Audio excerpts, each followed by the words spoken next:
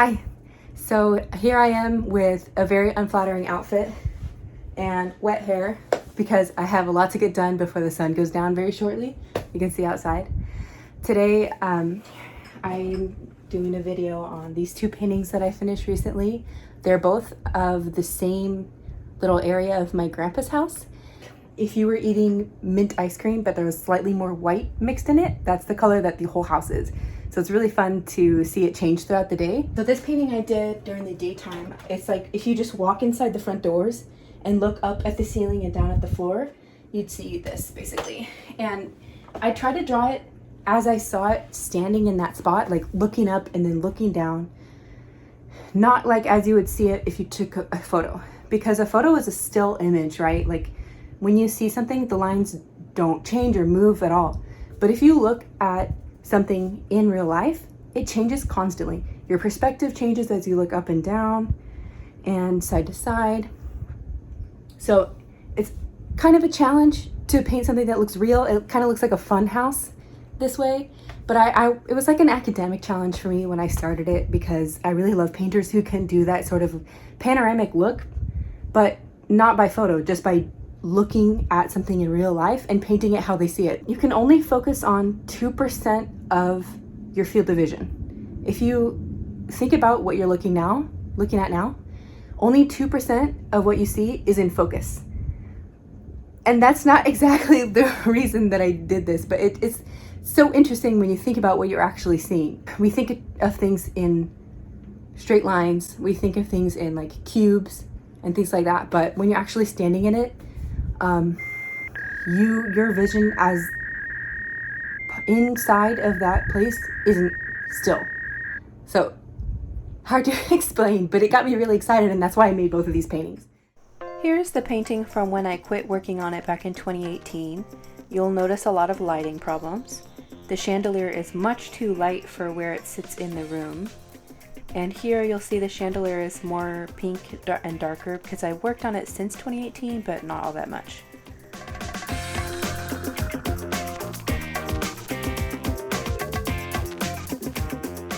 Next, let's kick it off with some canvas prep.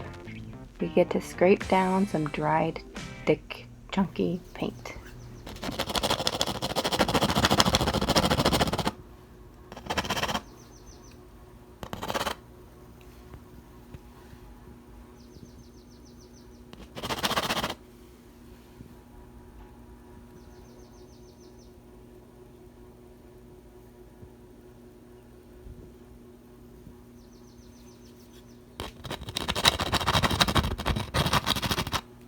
You always have to wear clothes you're not afraid to get paint on.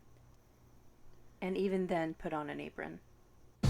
I'm starting off by filling in an area where I had nicked the canvas and there's just a chunk of paint missing.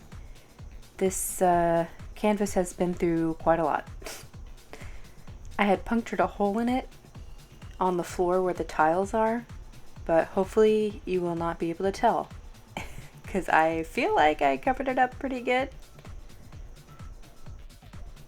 The stairs in this painting have been absolutely crazy making, because there's so many small pieces of those banisters. I tried to paint at the front and side planes of each banister going up the stairs, and then also suggest light and shadow between each banister behind on the stairs. So I have repainted those stairs an uncountable amount of times, and even still when I look at it here, I know that the lighting is wrong on the stairs. How is it possible that the front side of each step is catching light at the top of the stairs all the way down to the bottom of the stairs? Where is the light coming in that is catching?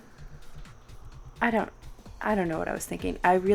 Honestly, I think I was too stuck on drawing iconic stairs, like not actually looking at what was in front of me to understand the shadows that were being cast, but just the idea in my head of what stairs should look like. I was just putting that down, and that was a large mistake. Anyway, here I am painting 3 picture frames going up the wall on the side of the stairs. These had also made me very crazy because I have to draw them in perspective, receding in space, but also ascending up the stairs. So I went over these quite a few times. And if you don't think they look right, who's to say my grandpa hadn't hung them crooked? Here's a good old palette scrape down. All of my paints had gotten very old and I decided to lay out a whole new set. I had not cleaned under there in years.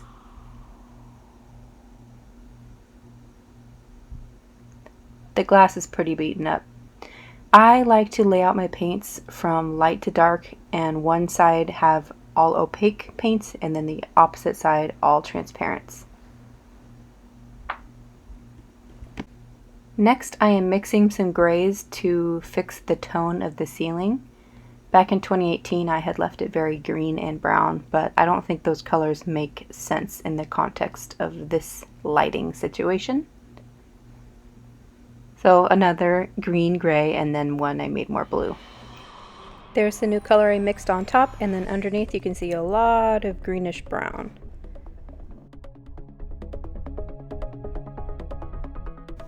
Can you tell the change in tone that this is going through now? From this angle, it really doesn't look all that different. Maybe this is just a good insight into what I go through when I'm making a painting, and I decide something doesn't look right, maybe that somebody else wouldn't notice, or I'm not saying I have the best attention to detail and I'm a very skilled painter and everything that I do is finished in a very good and understandable way with all of the relationships making perfect sense, but I am the type of person to be really critical of my own stuff. I know that I'm not the best, I want to get better, and that's why I'm willing to change what I've put down so many times, because maybe it could be better. To get our minds off of all of that, let's do some detail work. Here I'm drawing in the trees on this tapestry above the door. Here is my reference for the 3 space photos. First I'm laying in all the local colors.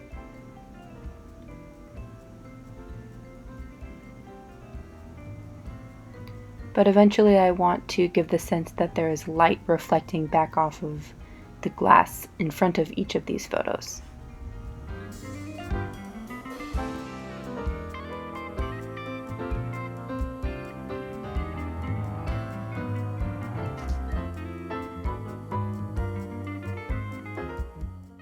I'm going to start with a subtle reflection on the left-hand side of the first 2 frames.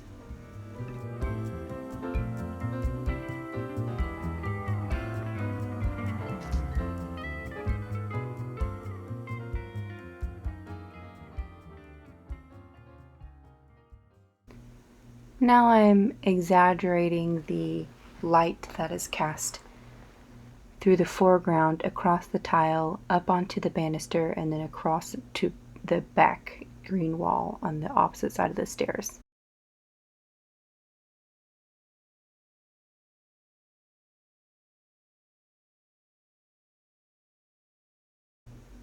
The progress is looking good, but I can tell we're still not done with those frames on the wall.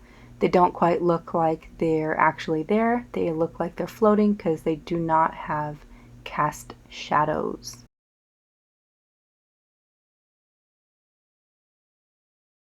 Here I forget that I wanted a subtle reflection on the frames. Oh no. And I'm just going back in to adjust the reflection on each frame.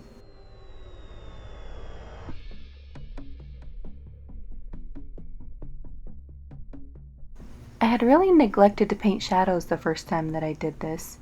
Ooh, especially in that corner. What's going on? Why is that so light? Now let's try and make these stairs look more like carpet.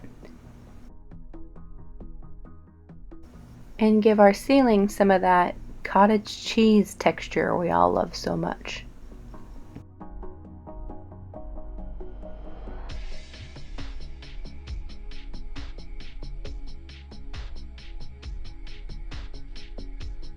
Here's the texture that we ended up with.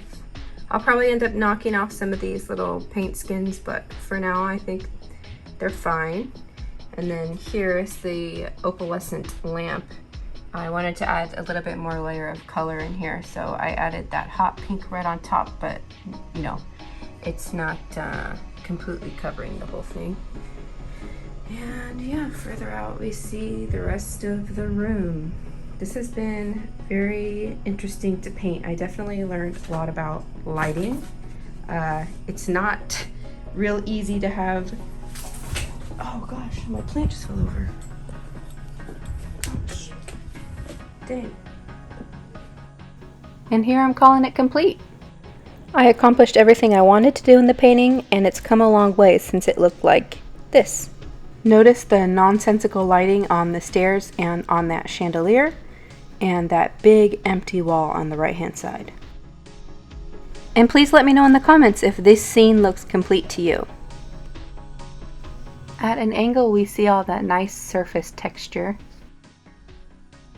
and the shadows we added behind the chandelier, the tapestry, and the photo frames.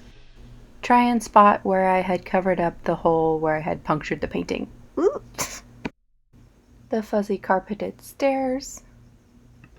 Here's natural lighting at like 7 p.m. and the lighting inside my room, this orangey yellow light. It changes the painting so much, like the feeling of it, like the emotion of it, and then also all of the colors in the painting change so much depending on lighting. Think about that when you're making a painting and about where you think you'll exhibit that painting. So here's natural blue light. It's like so blue and it looks sad and lonely. And then the orange light, you're like, oh wow, what a nice welcoming house. Speaking of the emotional tone of a painting, do you feel the difference between this and this? Both are of the same hallway, but painted at different times of day and with different color schemes.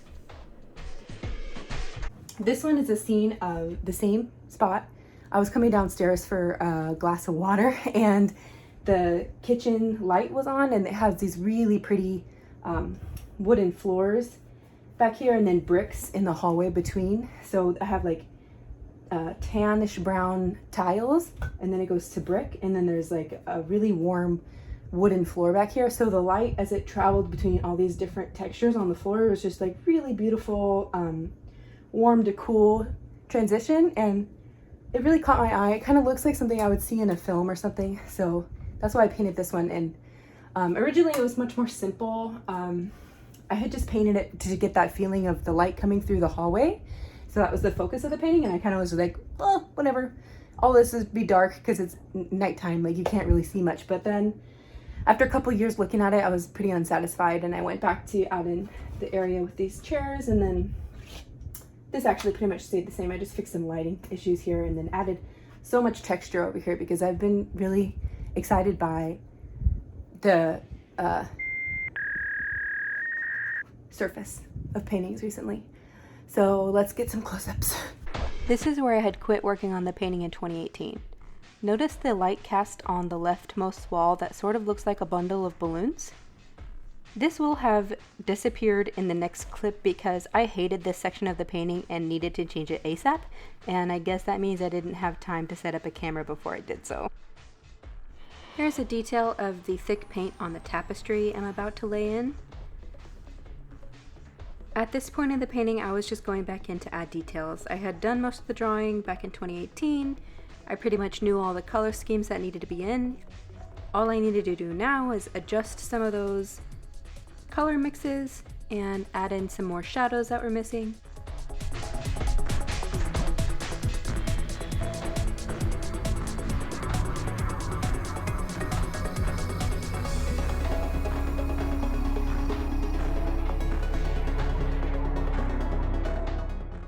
And here's the painting of the nighttime. You can see the paint over here on this is pretty reflective, so it looks lighter than it is if you actually zoom in and see it without, you know, it's so shiny, so it reflects a lot of light over here, but it's all darker toned. Now we've got a nice texture on the wall back here to really make it feel like it's catching light. And then I wanted to keep everything pretty close in value down here so it doesn't catch your attention too much, but still see the drawing of the chairs. and come over here to some of the more wonky lines. The wall makes it feel like you're really looking up and down at it. And I use a lot of thick paint on these areas because it's just so fun to look at. Look at that. Coming down. Still so excited by the lovely light coming through on those bricks. And yeah. Do you see anything else in this painting that you think I should work on? Let me know. I will probably do it. Thank you so much for watching my video. I'm working on a few new projects, so check back in to see what I'm working on.